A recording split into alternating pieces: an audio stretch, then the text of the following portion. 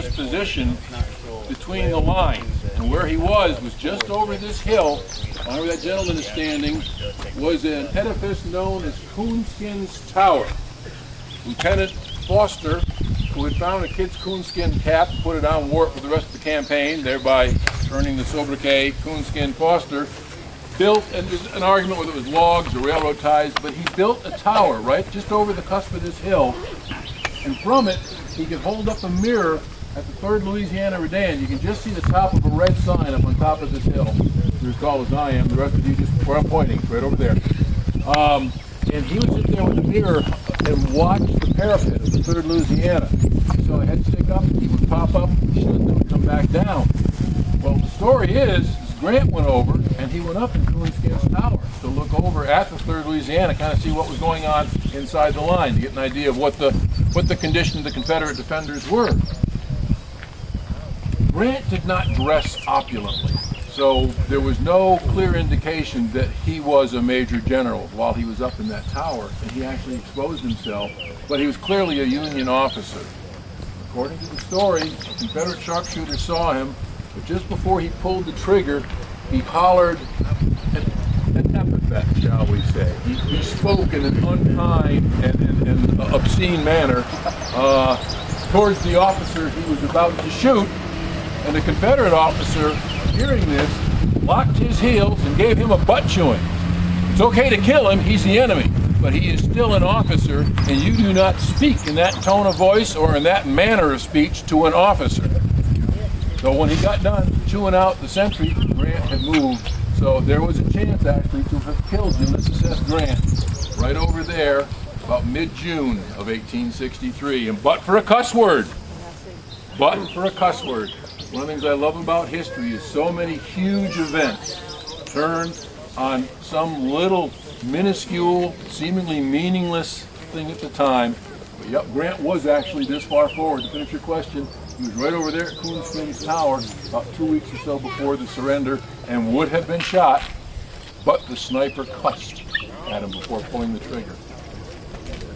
Since we've got a ranger up there to keep traffic from tearing down through here and clearing us all out like a canister, if you want, I'll kind of stand in the middle, or kind of in the back of the middle, so my back's not to everybody. And we'll begin the program. Keep you in the shade here as much as we can. Easy, big fella. My name is Tim Kavanaugh, and I'm one of the rangers here at Vicksburg National Military Park. And on behalf of the National Park Service, I'd like to welcome you all here this morning to what has been, what is, we're in the final finale, if you will, of a very long sesquicentennial. Most of us in our career progression decided the next Civil War park we're going to is going to have a 1 or 2 day battle. This 14 months thing is getting old. I can only imagine how they felt about it 150 years ago. Because remember, folks, this didn't start just a couple days ago like Gettysburg, that place that doesn't even have an ironclad and yet persists in this delusion of being a national, a major Civil War site. But do they have a boat? No. And yet they persist. Anyway, 3 day battle. Now, obviously, the biggest battle on American soil in history, the most casualties of any American battle in history on American soil. So they do warrant their park status. But it was 3 days, an accidental collision of 2 armies in a field around a town that, other than some alleged shoes, had no strategic significance whatsoever. Vicksburg, on the other hand, the true campaigns, plural, for Vicksburg start on May the 18th, 1862, when the USS Oneida, the vanguard frigate of David Glasgow Farragut's Gulf Squadron, pulls up the city front and issues the demand that Vicksburg surrender, to which he was answered that Mississippians do not know the meaning of the word, but that General Butler and Admiral Farragut were welcome to try and teach it to us. Well, we're a little slow learners down here.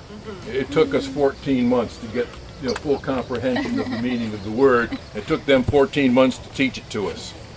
The Navy tries alone in 1862 and fails. Not that Farragut, he captured New Orleans, the largest city in the South. He captured Baton Rouge, the first Confederate capital to fall. He wanted to go for the prize, 3 for 3, so he comes to Vicksburg. Unfortunately, he realizes when he gets here he has a couple of problems. Now, stop and think for a second. If you're on a Navy ship, a U.S. Navy frigate, Navy guns, when you're out fighting at sea, what's your elevation? Sea level. Sea level. What's your enemy's elevation? Sea level. So, portholes, gun ports in ships are very small to give protection to the gun crews. They're just really meant to be long, large enough to put the muzzle of the cannon out to fire, and then the recoil brings it back in to reload. They're small to protect the gun crews on the gun decks. Doesn't give you a whole lot of room of elevation. What's the elevation of New Orleans? Below sea level. Baton Rouge? Not much, just a little bit above. So his gun ports on his frigates worked fine. In South Louisiana, when he gets up here and looks up at those 200-foot high bluffs, that's an all crap moment. Now, fortunately and luckily for him, when the Confederates put in the 4 miles of river batteries, they put these huge earthen berms to protect their big siege guns, their river batteries. So when he gets here in the spring of '62, he finds that he cannot elevate his guns to the height necessary to hit the main river batteries of Vicksburg. The Confederate gunners of Vicksburg realize with their nice defensive berms they can't lower their cannons enough to get him if he hugs the near shore. So you got two pit bulls that, the chains don't quite let them meet. So for the next 6 weeks, the Navy underfires while the Confederate Army overfires, and not much is decided. That's when Farragut realizes he's got problem number 2, and that is his fleet consists of United States Navy frigates, which draft 35 feet of water. Compare and contrast with the Cairo, 880 tons of river gunboat, drafts 6. So come July of '62, he's got 2 choices: head for deeper water or beach the fleet, which is pretty much a career-ending gesture if you're an admiral. So the Navy fails miserably. Grant then tries it. In the winter of '62, he splits his command. He takes his main command. He's marching around the Delta. He's staying to the east out of the swamps, coming down through central Mississippi. He has sent Sherman by boat down the Mississippi River. They're going to join here, and they're going to assault Vicksburg from the north side here. Unfortunately, a long land march such as that, he decides to stage his supplies. And his first large staging is at a place called Holly Springs, Mississippi. And he just sort of turns that town into a huge ammo dump, puts all his beans and bullets, so to speak, in one place, where they are promptly found by Confederate General Earl Van Dorn, and what he can't carry off, he burns. I don't care how good a grunt you are, when they've taken all your beans and bullets, that's index. So Grant has to turn around and go back. Sherman does arrive. His orders are to assault. And on December 29th, 1862, he does assault. It's known as the Battle of Chickasaw Bayou. He loses 1,776 casualties. The Confederates, only a couple of hundred. He assaults, he came, he saw, he got smoked, he left. They then spend a cold, miserable winter over across the way, the Bayou campaigns, Yazoo Pass campaigns, Steele's Bayou campaign. They start redigging on General Williams Canal. But it's only when the Army and the Navy get together and do a joint operation. And here's another one of those little things that all of history turns on just a moment, an understanding. Militarily, any veterans in the crowd here this morning? Gentlemen, thank you so much for your service. And ladies, thank you so much for your service.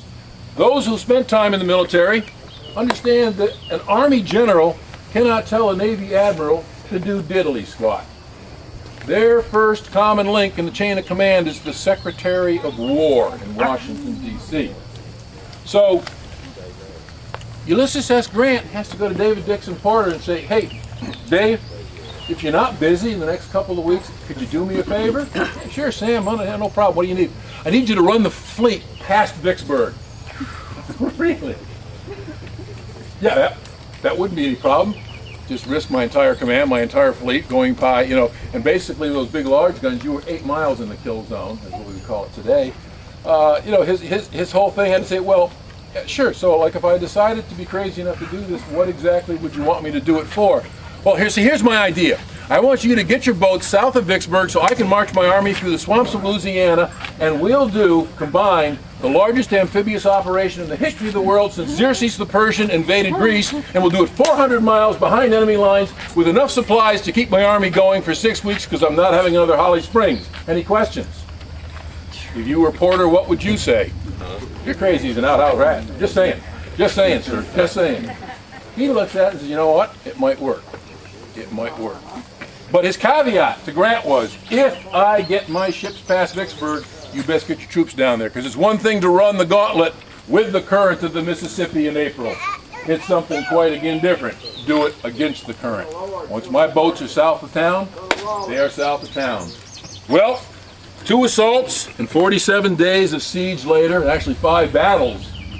Fort Gibson, Raymond, Jackson, Champion Hill, Big Black River, then 2 assaults, 47 days of siege later, brings us here to this hill on July the 3rd, 1863. The status of forces. On the Confederate side, he's got about 30,000 men, 10,000 of whom are combat capable. He's got 10,000 walking wounded. Pemberton's army is starving and they are sick. 10,000 are deathly ill. Dysentery, typhus, malaria. We talk in the modern military about nuclear, biological, and chemical warfare. Grant not only is before his time as far as using joint forces and mobile combat, he uses a little biological warfare too. He has the Union Army put its privies on a couple of creeks that run into town to the east, thereby polluting the groundwater because he knows of all the resources that Pemberton is running out of, water's on the top of the list. City of Vicksburg had a population of 5,000, but they got their potable water from cisterns that collected rainwater. Add 30,000 thirsty soldiers in one of the hottest, driest Julys and Junes on record, runs out of water quick.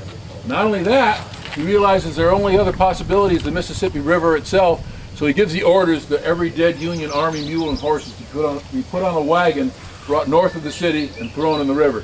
So if you're a Confederate soldier here, for the last 6 weeks you've been filling your water barrels out of the Mississippi River watching the bloated carcasses of dead Union mules float by. Not a good plan, but it's the only thing they can do.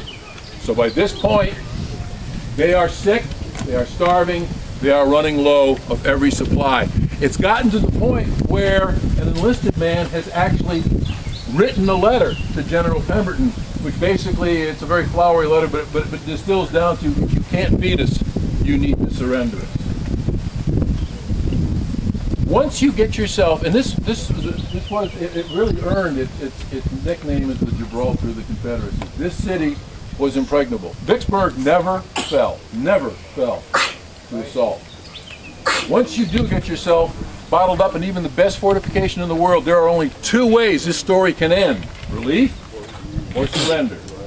And although he does a lot of saber rattling, Joseph E. Johnston over near Canton never makes an attempt to relieve Vicksburg. He never says he's not coming, but he never makes a commitment that he's going to. And in the end, he makes no attempt to do so. So the Confederate Army is cut off, they're starving, and at this point there really isn't any valid hope of relief. The Union Army, on the other hand, to compare and contrast, when they first arrive on this side of the Mississippi River, each army is about 45,000 men. They are pretty much numerically equal. As the battles go on, Loring's division, of course, is separated at the Battle of Champion Hill and then joins Johnston. The Confederates grow fewer, particularly with disease, grow far fewer. Grant asks for reinforcements and gets another 25,000 men down here. So by this time, this day, 150 years ago, 10,000 combat capables on this side of the fortifications, over 70,000 Union troops here. Grant's got enough guys that he's doing a 1 in 3 rotation of the men along the line.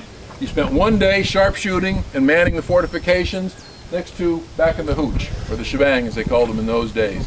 He's got enough men that he's got 20,000 men on an exterior line from Haynes Bluff, Snyder's Bluff, all the way down to the Big Black River, facing east. If Joe Johnson does try to come, he's got an army outside his army that's going to stop Johnson in an attempt to try and take the back door. His supplies are never ending. There is a constant convoy up and down the Mississippi River bringing coal and food for the Navy, who was bombarding from the west, bringing food. In fact, if you look in the visitor center, one of the few guns that we know for a fact was here in 1863, because the gunner scratched it on the breech before it was turned in. But the Chicago Light Artillery got all new cannons while they were here. The men were issued all new uniforms. So on this side of the parapet, you've got a Union Army which is now over twice the size of the Confederate defenders, with all the food, all the beans, all the bullets, all the equipment and appurtenances of war that they can possibly desire. This isn't going to end well for Pemberton. There's a little trickery involved in these talks going on here. The initial contact between Pemberton and Grant is Pemberton asks what term he'd like to form a committee to discuss terms of surrender. Grant rejects it offhand. He said, I don't want your committee, and I only have one set of terms: unconditional surrender. This is when the staff officers of both armies kind of looked at each other and go, no, we're getting egos in the way. This isn't going to work well for any of us. The other little thing that everyone knows at this point is Grant, we're getting into high summer. Grant's army is now being affected with disease too. He wants to get this over with. The whole 47 days that they've been here, the Union line has not stayed over by the tour road. They've been digging these saps and approaches all the way across no man's land. By this time, 150 years ago, there are these saps, these zigzag trenches all the way across no man's land up to the Confederate fortifications. They've dug mines underneath the Confederate fortifications, and they've leaked the information that on the 6th of July, they're blowing a 3-mile hole in the Confederate defenses. They're going to blow them sky high and hit them with 50,000 men in an all-out infantry assault. This is not bluff, this is not bluster. Every man on both sides knows that this is going to end one way or the other on the 6th of July, and it's not going to end well or peacefully if it gets to that. The 3rd Louisiana Redan, the one right behind us, they kind of use that as a demonstration. They blow it up on the 25th of June. They attack. There's a Battle of the Crater, hand-to-hand fighting for almost 20 hours. But the Union troops are pushed back. 45th Illinois and their support troops are pushed back by the 3rd Louisiana. But that's just one fort. If they blow up 12 of them, you can't keep an army of 50,000 out of a line once you've blown that many forts up. So they know that that's coming. But Pemberton gets angry. He gets angry. Unconditional surrender. He said, no, my men have fought and suffered far too bravely and suffered far too much for the ignominy of total surrender, unconditional surrender, which will render them as prisoners of war.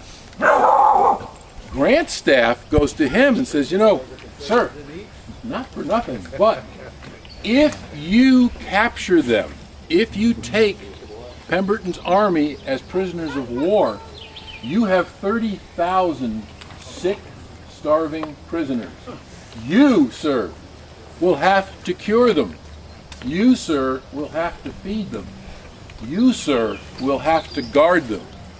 You, sir, and your buddy, Admiral Porter, will tie up every transport in the Western Theater, running them a couple hundred at a time up the prisoner of war camps in the north that really don't need 30,000 prisoners at this point.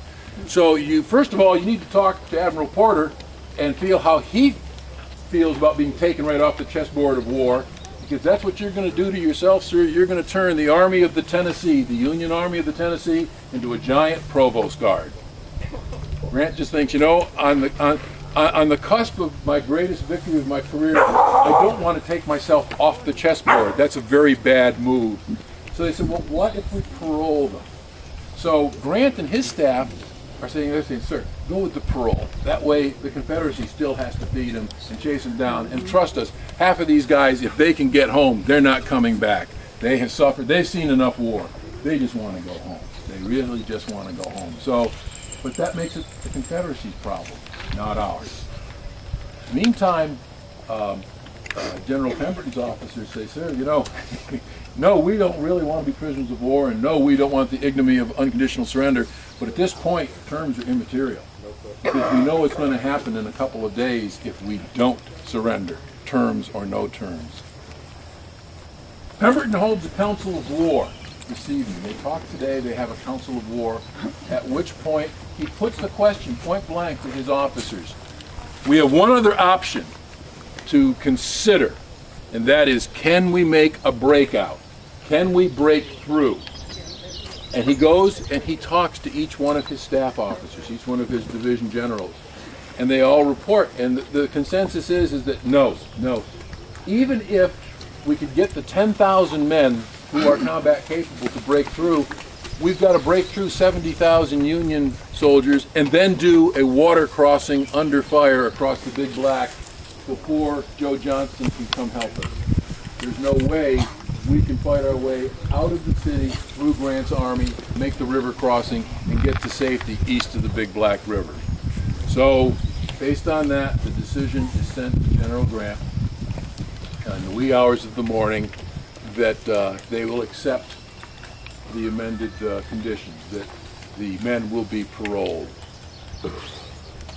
On the morning of the 4th, white flags appear all along these parapets tomorrow morning, very early. The Confederate units march out in front of their positions, stack their arms, case their colors, and put them on top of the stacked muskets and bayonets. They take off their belts, their accoutrements, their cartridge boxes, toss them on the ground. The Union Army comes up to occupy these positions. Before they march into the city, Grant gives an order for one final firing of the Union guns here. And at 6 o'clock in the morning, every Union battery along the line, all around the city, is ordered to fire a 36-gun salute. One shot for every state in the nation, north and south. With that, the Union Army enters Vicksburg. The Stars and Stripes are raised over the old courthouse. And the first thing that Grant does is he goes down to Riverfront, where David Dixon Porter is coming ashore in a longboat. Shakes his hand and says something that must have been extremely hard for an Army general to say. He shakes a Navy admiral's hand and says, "I couldn't have done it without you." So, on July 4th, 1863, Vicksburg has fallen. So what? There's been a huge battle in the east. Of the two, which one is more damaging to the south? Vicksburg.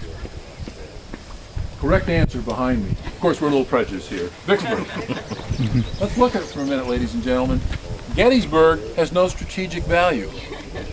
Its Hail Mary pass, if you will, was that each of those two armies, the Army of Northern Virginia and the Army of the Potomac, have two missions. One is to defend their own capital, the other is to capture the other guy.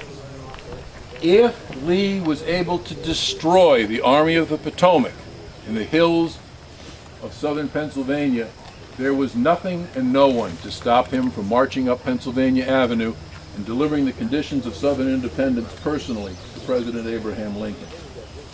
But by losing the gamble, he is in a precarious position. 150 years ago, tomorrow, he is in full flight trying to get his very bloodied and very battered army across the Potomac west of Washington, which if you've ever seen Point of Rocks, Harper's Ferry, Great Falls, it is a very, very hard river to ford, except in a couple of places, which of course is where the Union Army is going to try and block him. He knows his Army of Northern Virginia can be crushed between Meade's army and the Potomac River. So Meade, what he doesn't know is Meade is just taking command, and his army, although victorious, is just as beaten and just as bloody. They took terrible, terrible casualties. Meade wants to find out what's left of his army before he goes pursuing the Army of Northern Virginia and Robert E. Lee. Lee is allowed to escape.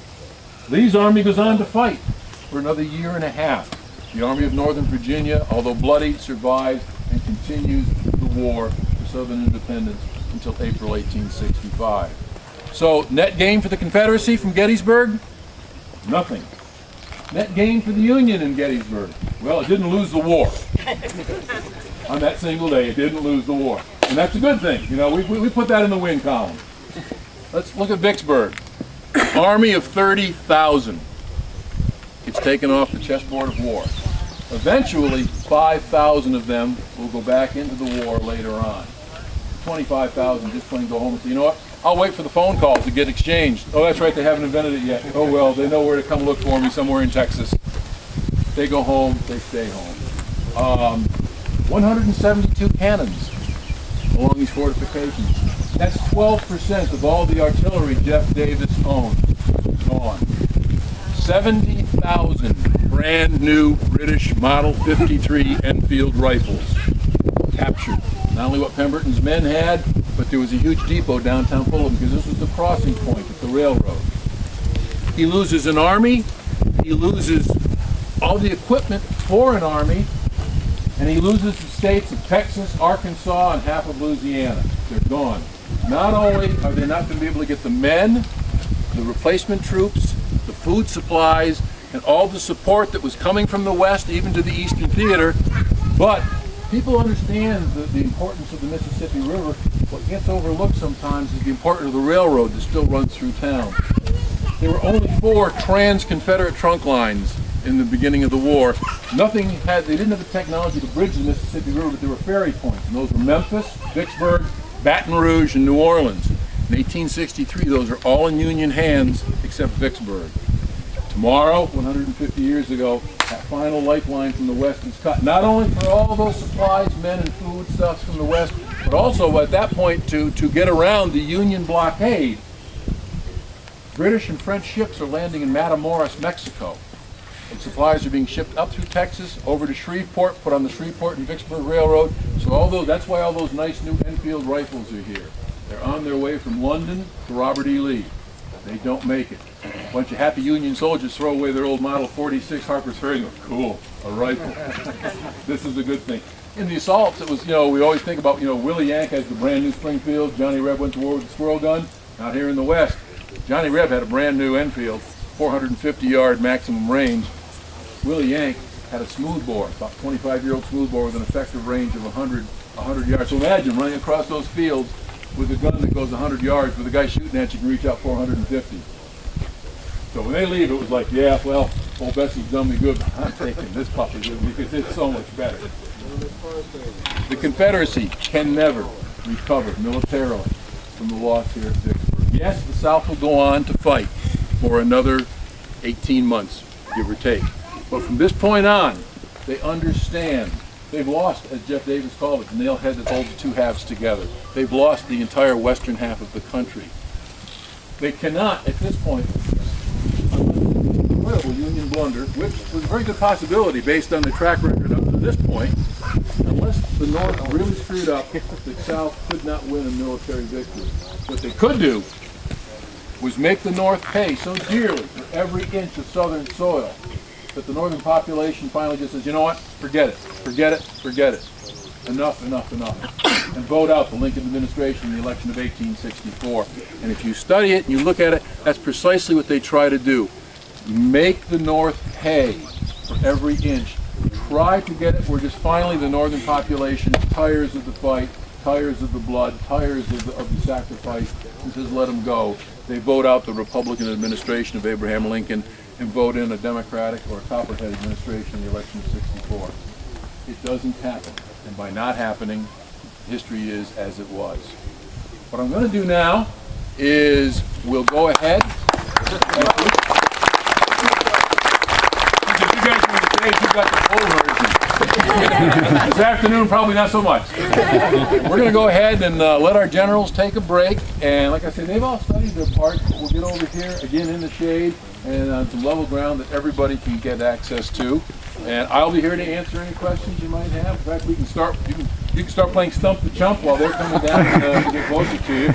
Any questions that I can answer for you here? They know about the disease and the trees and all that stuff. I never heard that. They connected all that. They just knew they would contaminate the water. They didn't understand the microbial contents and all of the efficacy of chemical warfare. They just understood that if they pollute the water, it will make the men sick. Plus, who wants to fill their coffee pot out of something coming out of an outhouse, Oh, look, it already looks like tea. They didn't understand the full mechanism, but they knew it would do the job. There's a question. Sir? Parole was effectively ended here, right? Because the parole soldiers did fight in the war.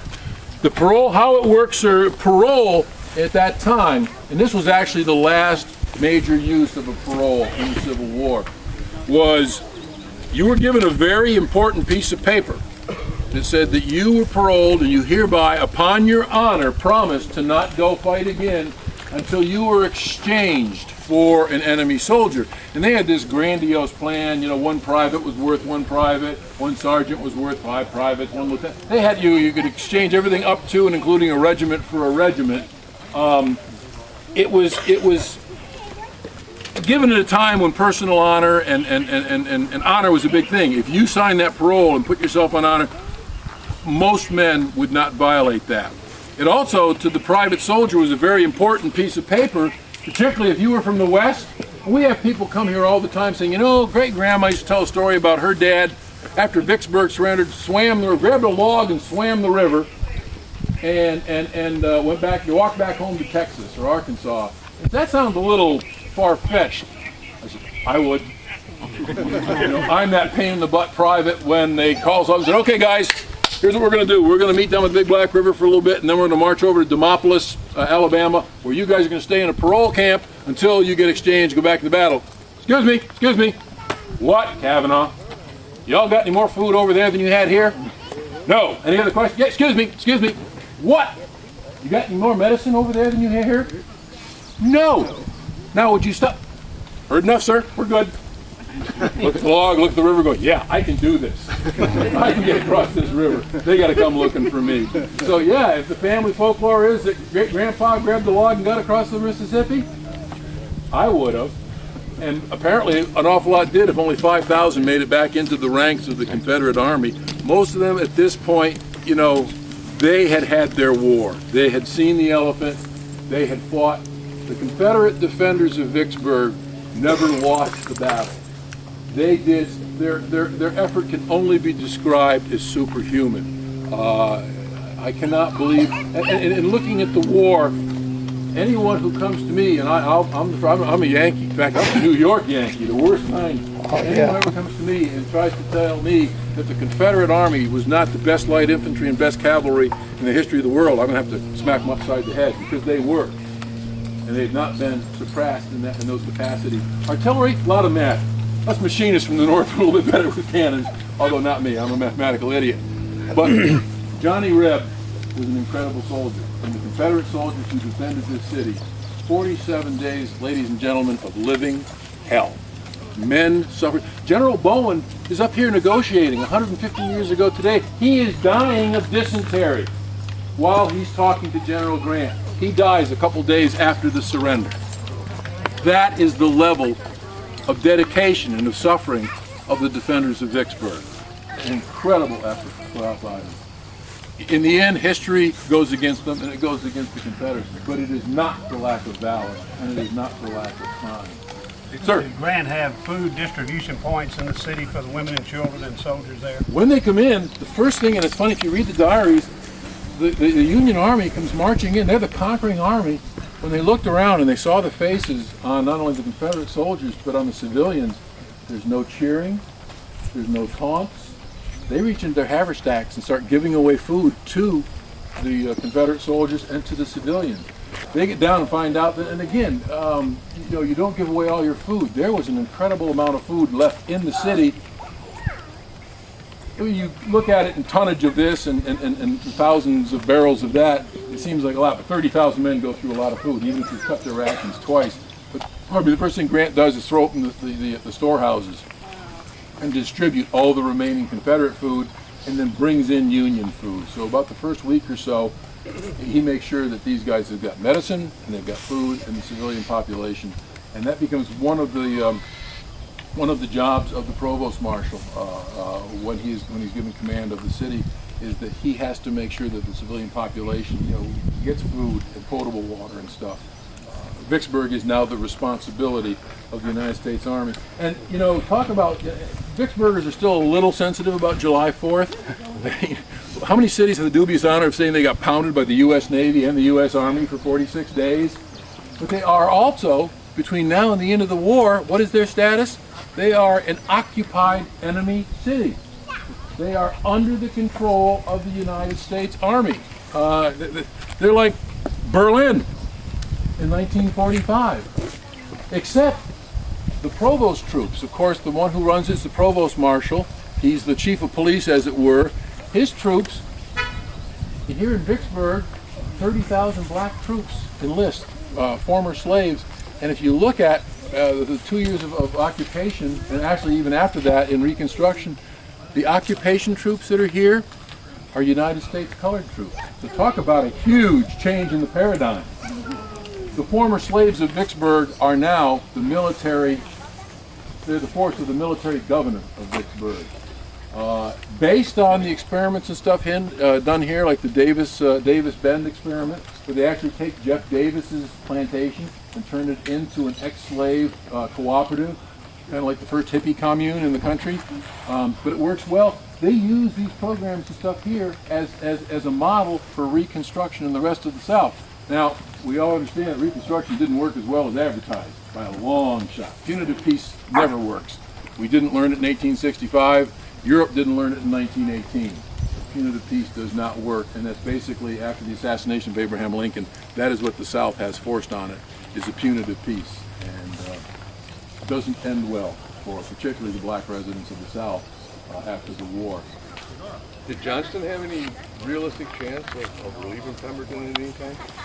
Johnston is, I'll tell you a little story about Johnston that kind of, to me, paints a very vivid picture. Johnston, before the war, has a reputation for being the best shot in the United States Army.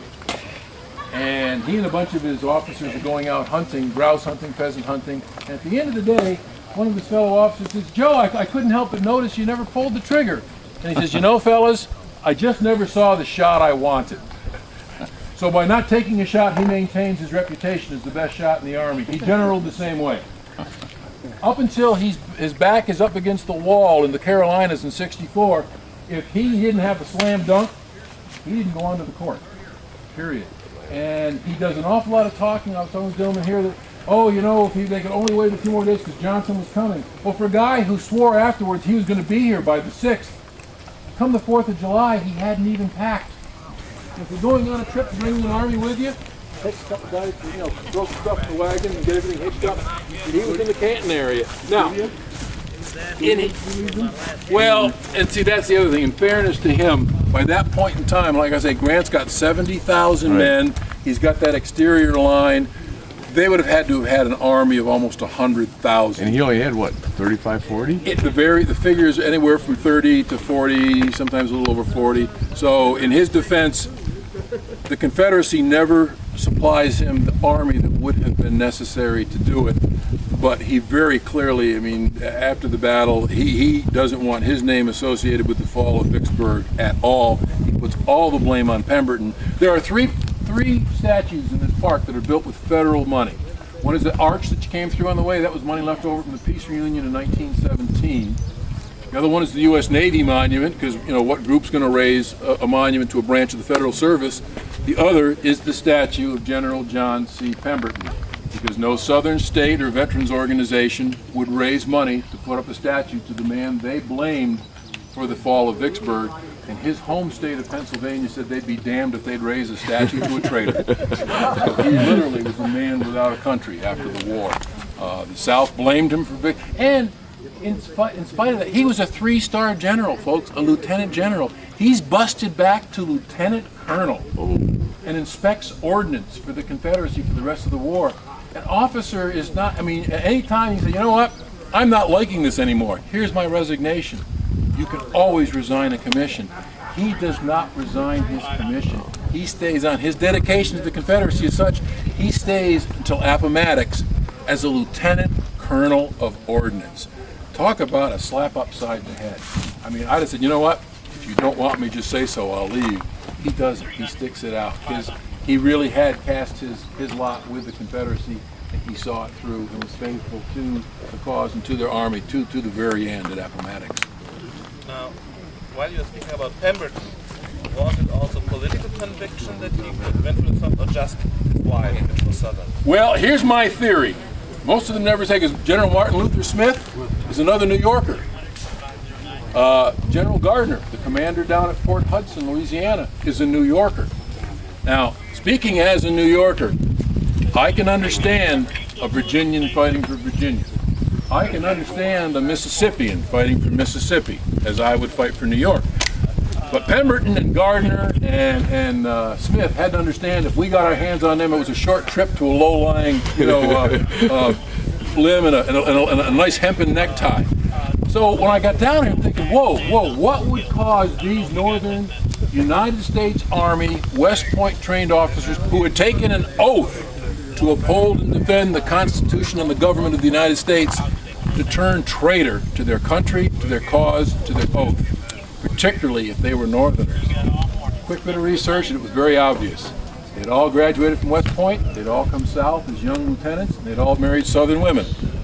And ladies and gentlemen, I've been married 30 years, so I understand this perfectly. 1861, there were conversations around breakfast tables. Honey, in the upcoming unpleasantness, which side do you all plan on taking? Theirs or mine? Every married man thinks to himself, if my own catch me, they can only hang me once. She, however, can inflict the death of 1,000 tiny cuts. So I'm putting on a gray uniform and going to war for her side. Can't prove it by any original writing, sir, but that's my theory, and I'm sticking with it. Who would confess to that, though, right? Exactly. No. I got to. I only see a firing squad once, but I got to see her at breakfast and lunch. It ain't breakfast, it's the evenings and late at night. Yeah. But they were all West Pointers, and they all married Southern belles, and oh yeah, you can see how this was going to go. This land around here cleared at that time? Yes, it was. The forest that you see here was hand planted by my predecessors. The Civilian Conservation Corps planted the woods all over my battlefield. And at the time, in the 1930s, they did it for two reasons: to produce work during the Great Depression, and two, this soil, this lowest soil, it melts like chocolate on the dashboard. If you make a cut, we get a gully washed them through, it just takes it right down. At that time, the USDA said that the best mitigation for erosion is forestation. Now, actually, the worst erosion we have in the park is where the woods are. We had a storm come through here Friday night, just took us completely by surprise. We had 12 trees down across the tour road. We have no idea how many trees back in the woods were knocked down by the shear winds and stuff. But when that goes over, those root balls tear up, make a hole in the ground. The next time we have a 2 or 3 inch downpour, that's going to give way. We had to restabilize the land behind the Shirley house because that whole hillside was sliding down in. And Mint Springs Bayou was all, in fact, they didn't do it right. That's about to fall down again already. It was only done a year or so ago, but the backside of the cemetery is sloughing off down the hill. So the woods were planned, like I say, to make work and to mitigate erosion. Now what they're saying is sedge grass, prairie grass is the best way of doing it because the interlocking grass roots will hold it. Plus, if something does wound the surface, we can get men and machinery. We'll see it. We can get guys and tractors to go out, clear it out, put mesh over it, replant it, and get in and fix it before the whole side of the hillside gives way, like is pretty much what's happening now. Just may I continue asking? Absolutely, Doctor. The parole topic again. So there were actually also here in the West Southern parole camps. First part, second is, did the Southern soldiers have to take the parole?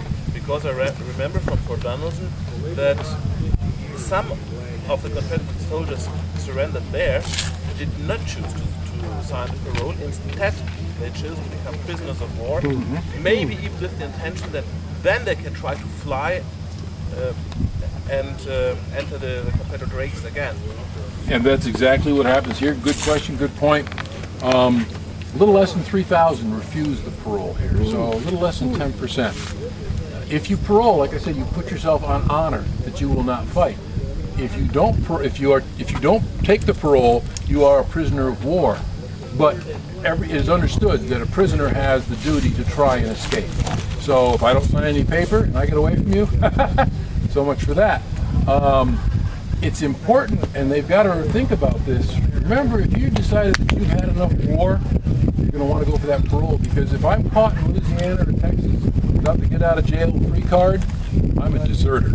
Things don't end well for deserters. So, but if you've got a parole card in your pocket, if you are legitimately paroled, they can yell at you and tell you you're going to be in the Home Guard. The honor of my regiment is at stake. I'm going home until I'm exchanged. And it was a legitimate case. That was a very important piece of paper. Those who were taken prisoner were sent up, put in northern camps in Ohio there by Sandusky. What is it? Johnson's Island. Then was Grosse Isle was Elmira's in New York. I remember that one. Most of them go to Fort Delaware, where there's terrible mortality. Not that they were ill-treated, but it was damp. It's right on the Delaware Bay. It's damp. It's a stone fortification. It's cold. You put a whole bunch of Southerners into a cold, damp location. A lung rot hits one and goes through the whole room. There's no antibiotics. There's no way of stopping it. Horrendous casualties in northern prisoner of war camps just from disease. They can't stop it. And mostly it's lung related. They just can't stop it. It'll run right through barracks and kill everybody. Pneumonia, basically. They died of pneumonia. Do you know if any of Sherman's former colleagues or students were here for the Confederacy? You know, when he was down at Louisiana? Ooh. Yes. Yes. I can't tell you their names, but there's been mention, that the professor got to fight, and I mean the precedent on that is it's a famous precedent. On the morning of April 15, 1861, Pierre Gustave Toutant Beauregard opens fire from the city battery of Charleston. He is shooting at Fort Sumter, commanded by Major Anderson, who was his artillery instructor at West Point. So, yeah, there was a lot of that going around. And Sherman, early in the war, people, we think of, Grant was a drunk and Sherman was crazy. Well, Halleck was the one who called Sherman crazy because Sherman told Halleck, he said, you're going to need at least 250,000 troops to take the Mississippi Valley. He said, I just come from teaching in Louisiana. These people are not going to roll over. They're not going to see a bunch of blue coats and a flag and run away. They are going to fight. And when he told Halleck he was going to take 250,000, Halleck said, you know what, you're crazy. He started telling him, Sherman's crazy. Did you hear him? Sherman's crazy. And it stopped. It stopped. He wasn't crazy. He'd been down here. He was the president of LSU, or at the time, Louisiana Military Institute. This was not going to be a walk in the park, but the northern staff officers didn't want to hear that. So he was labeled crazy for being absolutely right. Any other questions over here? Sir, about the 5,000 parolees that got back to fight again. Mm-hmm. What was the legal argument from Richmond, Virginia, as to whether or not they could fight again? Those 5,000 because I read there was something about a legal argument coming from Richmond. It gets interesting. The whole parole situation falls apart after Vicksburg. And there's a number of legal arguments on both sides. And it's one of those ones that there isn't a smoking gun piece of paper that we can point to and say, there's a definitive answer. What tips the scale, and here's where it's a chicken and the egg story for the North, which came first. The North comes to the realization that one of the greatest shortages the South has is young men of fighting age. Why do we keep giving them back to fight again? But precedent had always been there.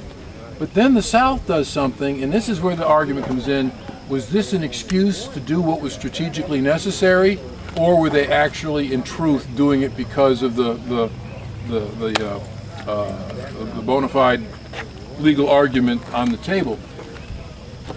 The North, after Vicksburg, and there are 3 incidents that all have anniversaries within about 6 weeks, 150 years ago. The Battle of Milliken's Bend, which is part of the Vicksburg campaign here. There's the Battle of Port Hudson, which is 120 miles south, and Battery Wagner in South Carolina. In all 3 of those engagements, newly enlisted black troops distinguished themselves in combat. The question had been in the North, was in the press and in the floors of Congress, was, will the Negro fight? Northerners said, I've been down south, I've seen blacks down there. They won't even look you in the face. They look down and they won't talk and they're very timid and they scare easily. Northerners completely missing that this is a self-preservation.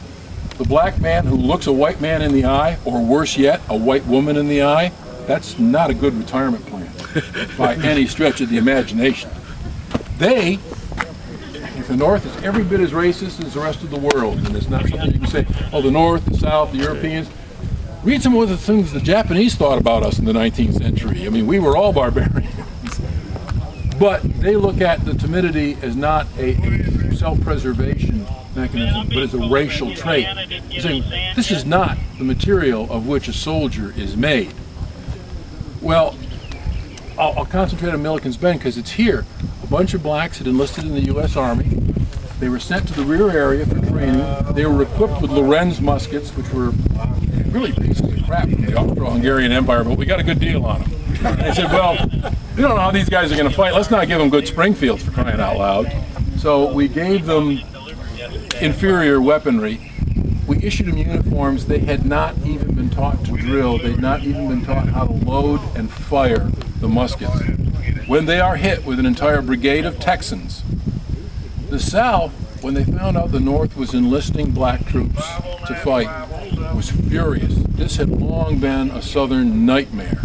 Armed slaves. They saw what happened in Haiti in 1800, where all the whites were massacred. The entire island, all the French planters were massacred.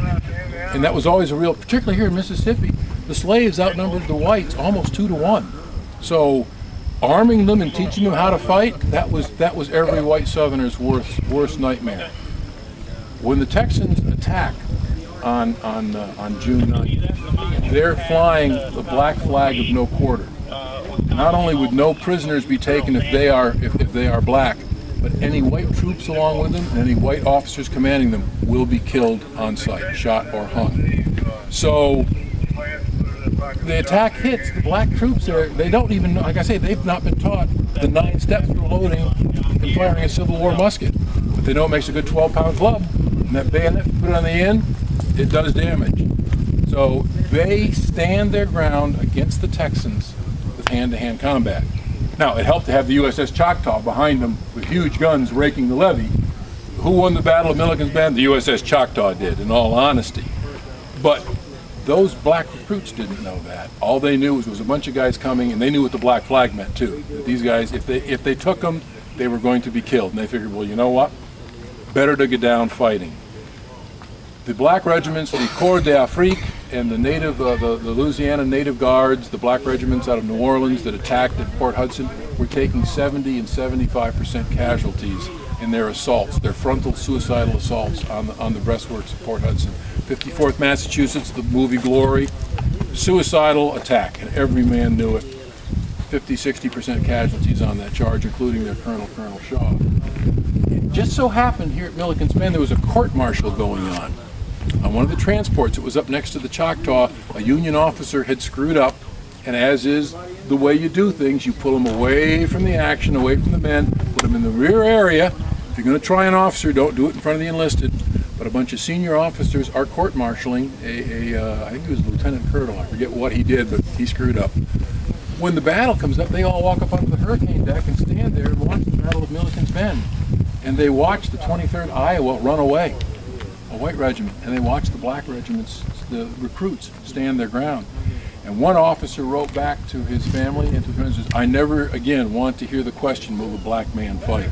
He said, I've seen him in action, and he will fight as well as any white man, and better than some. So the reports come back to Grant that his black recruits would fight.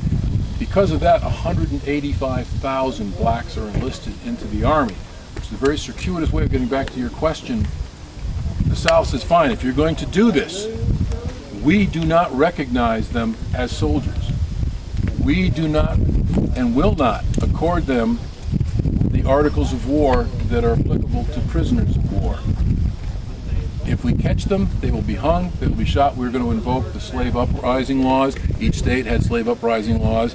Black man caught under arms was immediately guilty. They would be hung, they'd be shot, or they would be put in chains, brought back away from the front lines and put back into slavery. The North said, fine, if you are not going to accord the courtesies of the Articles of War to our soldiers, whether you like them or not, they are United States soldiers, duly enlisted, on companies, in regiments, then you can say goodbye to your whole parole thing. Again, here's the chicken and the egg. Where was the decision really being driven from? Why are we giving them back their soldiers to fight us again? Or you know what, if this is the way they're going to be to our prisoners, we're just not going to exchange anymore. No smoking gun. No one's going to say, wait, here's the letter from, Secretary of War, blah, blah, blah, that says this is what. So, historians sit around tables, drink beer, and debate it. So. Well, at Fort Pillow it already happened by the time Milk had been, right? No, Fort Pillow's afterwards. Afterwards, Yep, it's afterwards. And that actually becomes the rallying cry of a lot of the USCs who remember Fort Pillow. Bad PR, very bad Big PR. time. Big time. You have just mentioned black flag. I actually remember that because the generals, Stonewall Jackson suggests using the black flag always against the invaders. I actually have then tried to find anything about that on the internet. There's practically nothing. So, and you just said the black flag as a symbol was well known. It was well known. That was no quarter. Mexican Army. Folks, could I get you to move off at Alamo. the grass here and continue your discourse? Thank you. If you were on the walls of the Alamo, you'd have seen Santa Anna's army approaching with the black flag. It's like, nope. I guess we'll never see if those dividends and oil speculation are going to pay out for us or not. Everybody agreed. If I'm on parole and decide to go back and fight, was there any way they could check on me? Does the American Army say, "Oh, look at this guy, he's back"? There are ledgers. You better hope you're not caught twice. Again, it's not like I can. Wait, let me fire up the computer and check my database. Oh man, are you in deep kimchi? So yeah, I mean, you could possibly get away with it. Most didn't, unless you were the absolute most hardcore. There was a question. What you were violating was not just your parole; you were violating your own honor. And other people would look at you and say, "Well, you know what? If you'll do that, what else will you do to suit your purpose?" They were very uneasy about a man who would break his word of honor. That was a very, prisoner of war, you can take everything you want from me, but you can't take that. And if you have me sign a piece of paper, it gets me out of the situation, but I maintain my honor, I'm going to maintain my honor. I'm actually here because two brothers from East Tennessee surrendered with the 43rd Tennessee and were paroled, exchanged. When the 43rd Tennessee put itself back together after Vicksburg, the two Pennington brothers weren't on there. So they maintained their honor, that or they were scared to hell out of the battle of being down here. At East Tennessee, it's interesting, they at Champion Hill, they got themselves in a really bad position. They look around and go, this isn't the neighborhood we thought it was. So it wasn't totally their fault, but they were suspect. The Confederate Army always suspected your ancestors because East Tennessee was very unionist. West Tennessee was absolutely pro-secession. East Tennessee was pro-union. In the middle, they fought about it a lot. But here, you notice they took the Tennessee regiments and they put them in the absolute most, next to basically the Mississippi Home Guard. So it was like, yeah, we trust you about as far as we can throw you.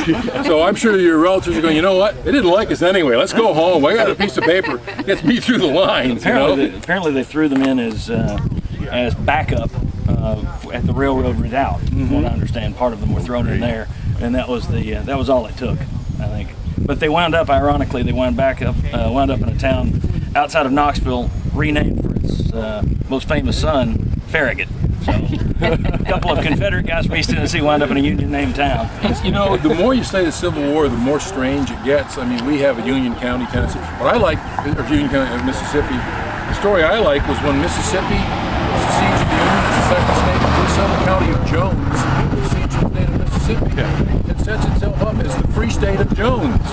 Now we think it was pretty much because they were running a bootlegging operation at the time. It kind of, but we're our own jurisdiction now. We're the Free State of Jones, and we can do whatever we want to.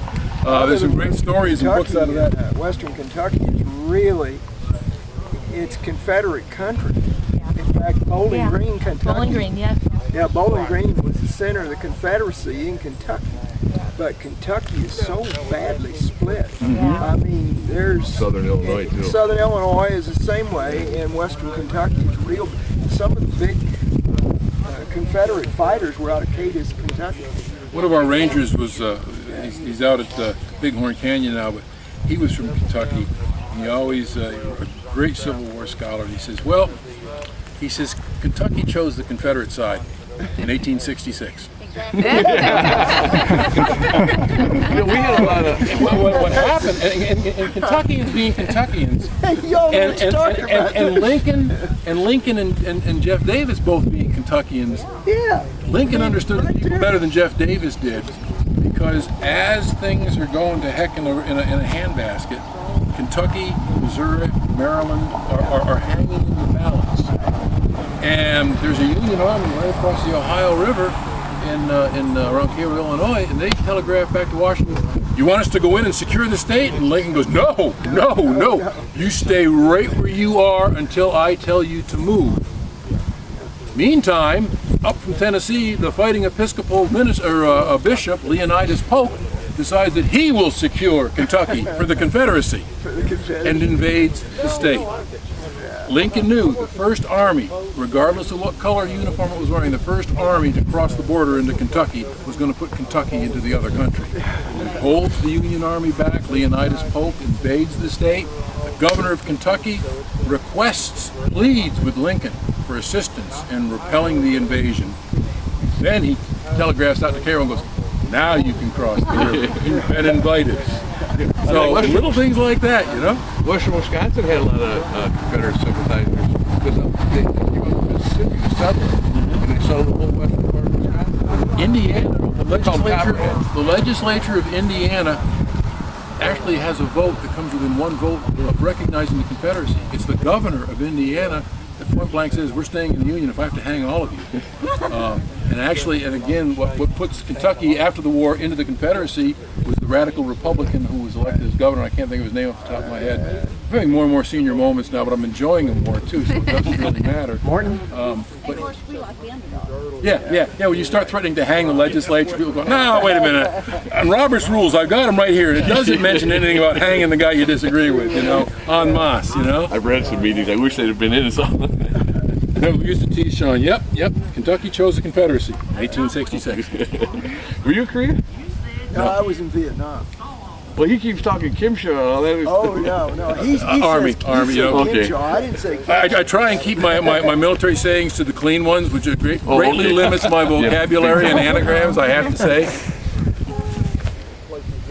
Well, after Vicksburg and Gettysburg, to the South strategy turn to attrition? Yes. Yeah. What they're going to do is in the West here, they know the game is pretty much up in the West, but they can harass, try and keep Washington to be required to keep as many men here as possible to keep them away from Robert E. Lee and the Army of Northern Virginia. In the West, the transmission